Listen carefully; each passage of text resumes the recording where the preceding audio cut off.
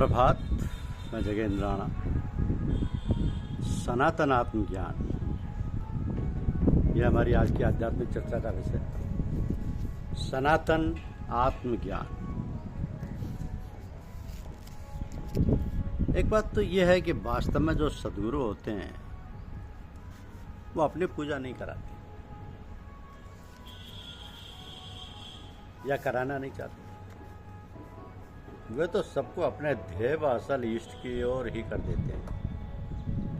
फिर अपने मालिक, अपने स्वामी, अपने प्रीतम से प्रार्थना किया करते हैं कि हे भगवान, इस सेवक का काम और धर्म था कि तेरे बंदों को तेरी याद दिलाकर तेरी ओर प्रस्तुत कर दे।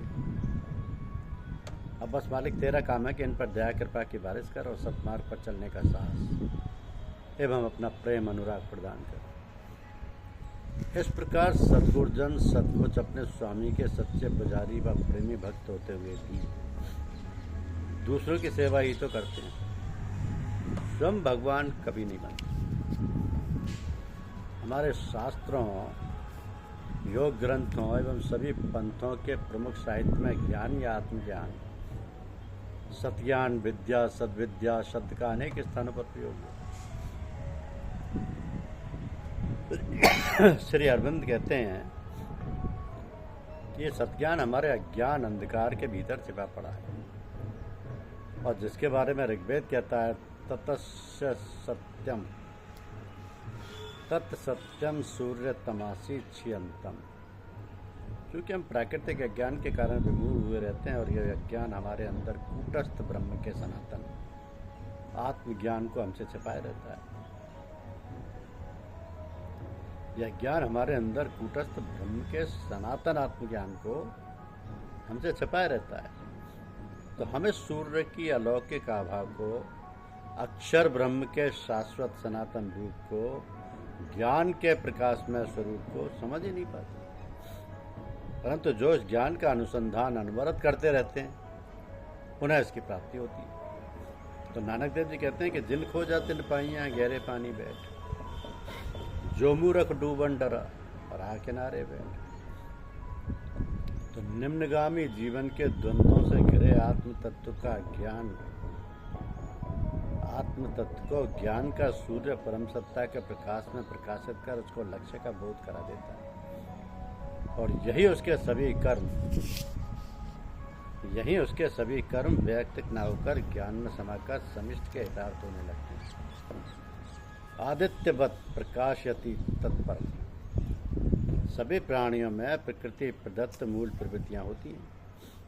क्योंकि मनुष्य को अतिरिक्त बुद्धि, विवेक वरदान स्वरूप मिला है तो वह ईश्वर का प्रतिदर्श भी है, यानी सैंपल भी है, जिसमें सभी गुण शक्तियां सुप्तावस्था में विद्यमान हैं।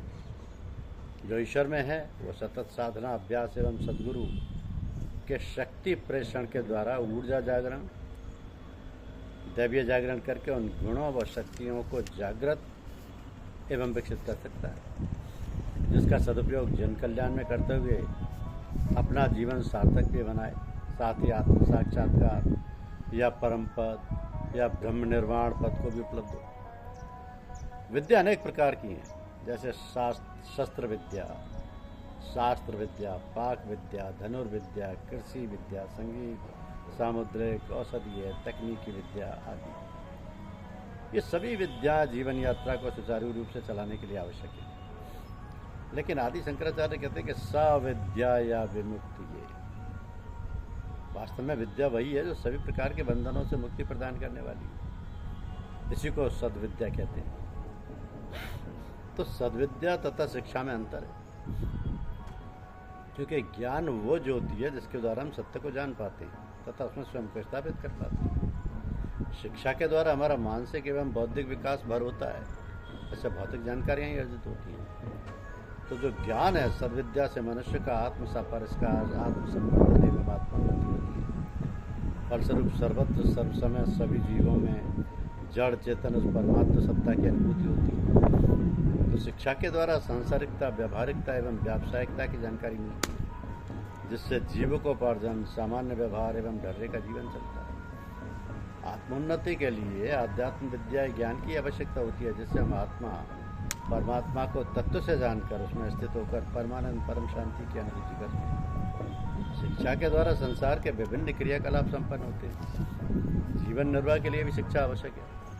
शिक्षा की समस्त विधाएं सच्चे ज्ञानार्जन में सहायक बने। ज्ञान पाकर मनुष्य में कर्तव्य भाव एवं संतोष भाव पूर्ण विकसित हो जाता है। भौतिक शिक्षा से आकांक्षा वर्धन होता है। महत्वाकांक्षाएं मनुष्य में उद्वेग असंतोष बढ़ाती हैं। तो ज्ञान से मनुष्य अपने समय श्रम धन को लोक मंगल के कार्य में लगाता है और उसके अंतःकरण में ये बात घर कर जाती है कि सबके कल्याण में ही मेरा कल्याण नहीं होते। केवल भौतिक शिक्षा पाकर व्यक्ति में स्वार्थ संकीर्णता अधिक पनपती है, परंतु परिवार समाज में ईर्ष्या द्वेष छल कपट की वेल फैलकर अशांति पैदा करती है। कि कामधेनु गुणा विद्या हुआ काल फलदायिनी, प्रभासे मात्र सदृश्य विद्या गुप्त धर्म स्मृतम। सद्विद्या कामधेनु के समान गुण वाली है, अर्थात इससे अनिवार्य आवश्यकताएं सदैव पूर्ण होती रहती हैं तथा सफल ही प्राप्त होते हैं। सभी वृक्ष अपनी ऋतु पर ही फलते फूलते हैं, परंतु विद्या सदा फलीभूत होती रहती है। परदेश में माता के समान रक्षा करती। विद्वानों ने सद्विद्या को गुप्त धन कहा है। केवल भौतिक शिक्षा से ही ऐसे लाभ सदैव नहीं मिलते हैं। सद्विद्या से व्यक्तित्व महान एवं श्रद्धास्पद बनता है, उससे आंतरिक संतोष मिलता है, आत्मोन्नति एवं जन कल्याण की पृष्ठभूमि बनती है, समाज को समुन्नत सुखद शांत बनाने का अवसर मिलता है। ऐसी चेष्टा बलवती होती है जिसमें दूसरों की समृद्धि अमन चैन की बेल फैले, अपना प्रत्यक्ष एवं भौतिक लाभ न्यून से न्यूनतम होता रहता है। तो सामान्य शिक्षा से अपने शरीर मन व परिवार से आगे बढ़कर अन्य किसी के हित साधन की बात भी मानस पटल पर कमी आती है। सद्विद्या के निर्देश मौन में समाहित हैं, क्योंकि इसका उद्गम हृदय से होता है। सदाचरण इसका प्रायोगिक रूप है। ज्ञान प्राप्त व्यक्ति का समीपस्थ प्राणियों पर चुंबकीय प्रभाव पड़ता है, जिससे भटके हुए लोगों के जीवन की दशा बदलने लगती है। तो शिक्षा मानसिक विकास करती है, बुद्धि को प्रखर करके किसी समस्या के समाधान का मार्ग प्रशस्त करती है, विश्लेषण क्षमता बढ़ाती है, भौतिक विकास एवं समृद्धि की दिशा मिलती है।